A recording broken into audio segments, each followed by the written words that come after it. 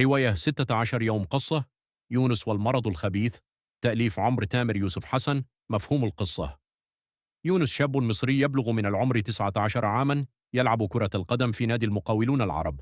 يعيش مع أخته الوحيدة شهد بعد أن فقد والديه، فقد توفي والده منذ سنوات قليلة. أما والدته فقد رحلت بعد صراع طويل مع مرض خبيث ترك رحيلها جرحا عميقا في قلب يونس، لكنه حاول أن يتمسك بالحياة من أجل نفسه وأخته.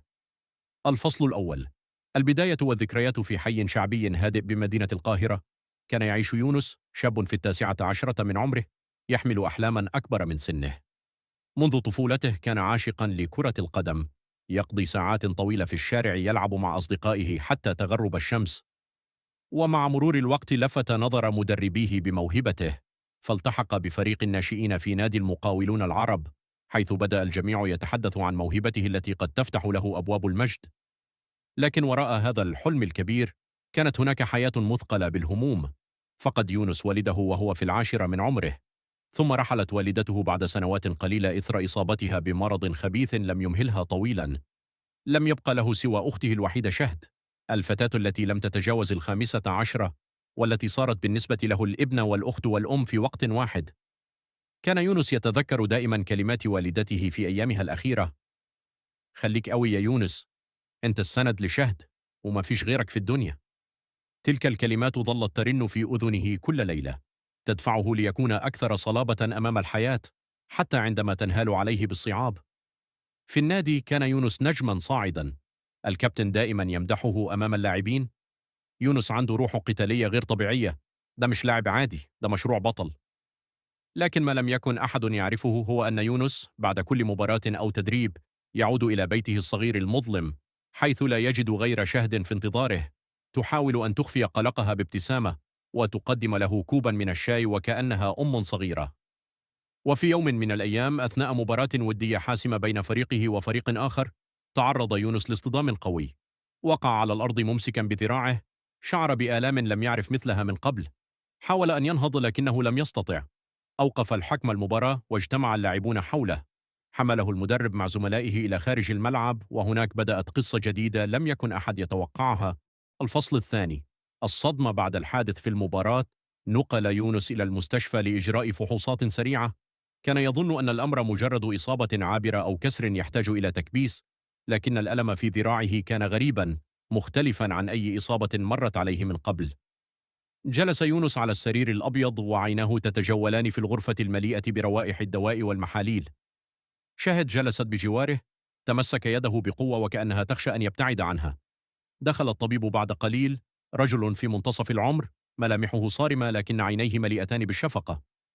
جلس أمام يونس وبدأ يراجع أوراق التحاليل والأشعة، ثم قال بصوت منخفض: يونس، إحنا محتاجين نعمل تحاليل أكتر، اللي ظاهر عندنا مش مجرد كسر، في حاجة محتاجة نتأكد منها.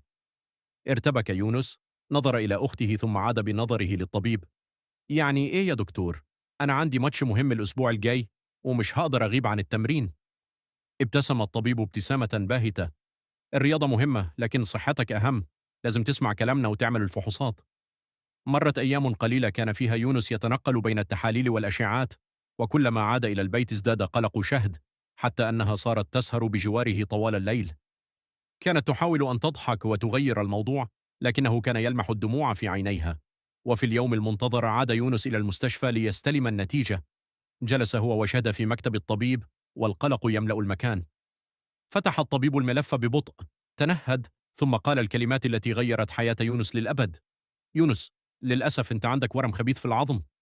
شعر يونس وكأن الأرض تدور من تحته. صمت طويل خيم على الغرفة. شهد وضعت يدها على فمها، والدموع بدأت تنهمر بلا توقف. حاول يونس أن يتماسك، رفع رأسه وقال بصوت مبحوح: يعني إيه يا دكتور؟ أنا ممكن أخف؟ أجابه الطبيب: العلاج موجود لكن محتاج صبر وقوة. هتمشي في رحلة صعبة بس الأمل دايما موجود. خرج يونس من الغرفة وهو في حالة ذهول. أحلامه الكروية، مستقبله، حياته كلها بدت وكأنها تتلاشى أمام عينيه. نظر إلى شهد فوجدها تبكي بصمت، فمسح دموعها وقال بابتسامة باهتة: ما تبكيش يا شهد، أنا قلت لك لما ماما وبابا ماتوا ما يصيبنا إلا ما كتب الله لنا. لكن في داخله كان قلبه ينزف خوفا ووجعا لم يعرفه من قبل.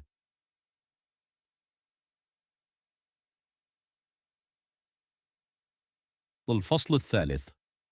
بداية الطريق. في اليوم التالي بدأ يونس أولى خطواته في رحلة العلاج.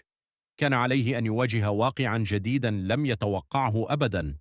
لم يعد الملعب ولا الكرة ولا صخب الجماهير جزءا من يومه، بل أصبح المستشفى والحقن والأدوية هي عالمه الجديد.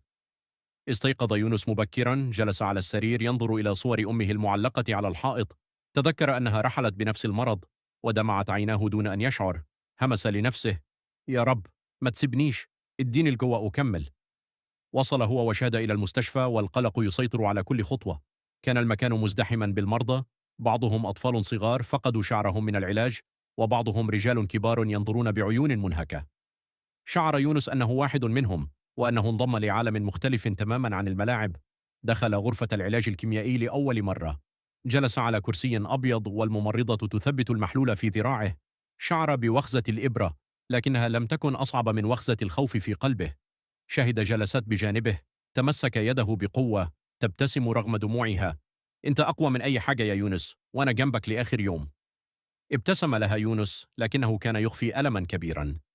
بدأ يشعر بالغثيان والدوخة مع مرور الوقت. جسده يضعف، شعره يتساقط يوما بعد يوم.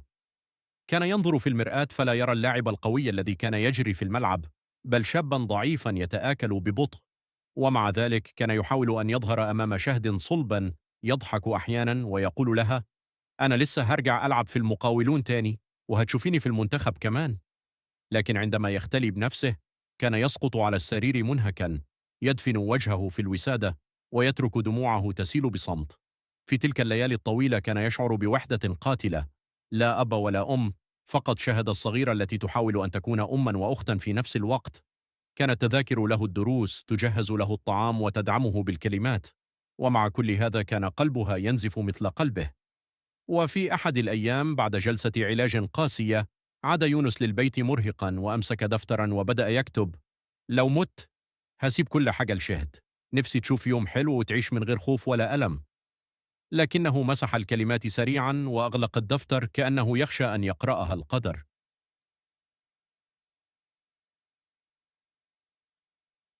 الفصل الرابع. الدائرة الأوسع. بعد أسابيع من العلاج، بدأ يونس يشعر أن جسده لم يعد يملكه. الضعف يزداد يوما بعد يوم، ورغم ذلك كان يحاول أن يقنع نفسه أنه سيعود أقوى. لكن في الحقيقة لم يكن وحده. خالته أمينة كانت تزوره باستمرار. كانت المرأة الوحيدة التي ظلت قريبة بعد موت أمه. تأتي محملة بالطعام والفاكهة، تجلس بجواره وتدعو له: ربنا يشفيك يا حبيبي، أنت ابن أختي الغالية وأنت أغلى عندي من الدنيا كلها. زوج خالته عمه عماد كان رجلا صارما قليل الكلام، لكنه في أعماقه كان يحب يونس. كان يحاول أن يخفي دموعه كلما رأى حالته، ويكتفي بأن يربت على كتفه قائلا: شد حيلك يا بطل، أنت مقاتل. أما أولاد خالته يوسف ومالك فكانوا أقرب لأصدقاء منه لأبناء خاله. يوسف كان أكبرهم، طالب جامعي رياضي، دائما ما كان يشجع يونس: أنا عارف إنك هترجع الملعب تاني، محدش يقدر يوقفك. ومالك الأصغر كان لا يفارقه، يجلس بجانبه بالساعات، يلعب معه بلاي ستيشن ويضحكه: هو إيه يعني لو شعرك وقع؟ هنبقى زي بعض يا كابتن. وجودهم كان يخفف عن شهد، فهي لم تعد وحدها في المعركة. ومع ذلك كانت ليالي البيت صعبة، فالألم لم يكن يغادر جسد يونس، والقلق لم يغادر قلب شهد. أما أصدقاء يونس في النادي فكانوا يتصلون به كل يوم تقريبا. كريم، أقرب أصدقائه، كان يزور المستشفى باستمرار ويجلس معه ليحكي له أخبار الفريق. حسن، حارس المرمى، كان يحاول يضحك بالنكات السخيفة. مروان، زميله المفضل، وعده أن يرفع قميصه في أي مباراة ويلعب لأجله. كان يونس ينظر إليهم ويحاول أن يبتسم، لكن داخله كان يغلي بالحزن. كلهم بيلعبوا دلوقتي، وأنا قاعد هنا مربوط في الكرسي. وفي إحدى الليالي بينما الجميع نائم، جلس يونس وحده على الشرفة. نظر إلى السماء وقال بصوت مبحوح: يا رب، لو لسه لي عمر، اديني فرصة أحقق حلمي. مش عايز أكون مجرد ذكرى. شهد سمعت صوته، خرجت إليه وجلست بجانبه. وضعت رأسها على كتفه وهمست: حتى لو الدنيا كلها راحت، أنا عمري ما هسيبك. الفصل قبل الأخير. اليوم 61 مرت الأيام ثقيلة كالجبل، وكل يوم كان يونس يسجله في دفتر صغير بجواره على السرير. كتب من اليوم الأول وحتى وصل إلى اليوم 66. في صباح اليوم الأخير استيقظ يونس وهو يشعر أن جسده لم يعد يحتمل. نظر إلى شهد وقال بصوت متقطع: النهاردة اليوم 61، يمكن ده يكون آخر يوم ليا. انهارت شهد تبكي، بينما حاول أصدقاؤه وخالته وأولادها تهدئتها. جلس الجميع حوله، وجو الغرفة ممتلئ بالحزن والصمت. ابتسم يونس ابتسامة باهتة وقال: أنا ما خفتش يوم من المرض، كنت عارف إن ربنا كاتب لي نصيب. أنا عشت 61 يوم من الصراع، 61 يوم علموني إن الحياة غالية، وإن أهم حاجة في الدنيا الحب والرضا. وبينما يمسك بيد شهد، انقطعت أنفاسه ببطء، ورحل تاركا الجميع في صدمة ودموعهم تنهمر. رحل يونس في اليوم 61.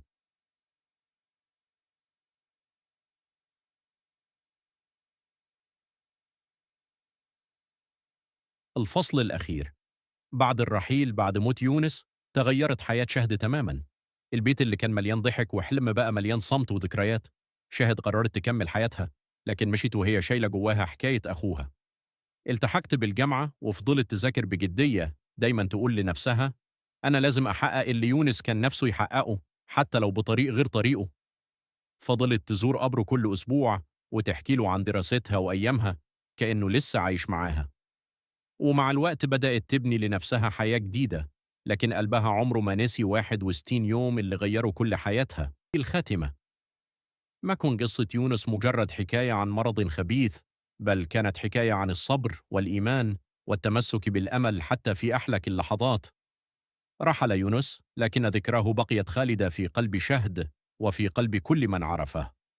رحل يونس بعد 61 يوما، لكن حكايته لم تنتهي، لأنها صارت البداية الجديدة لحياة شهد. النهاية دي مش آخر حكاية، دي بس البداية.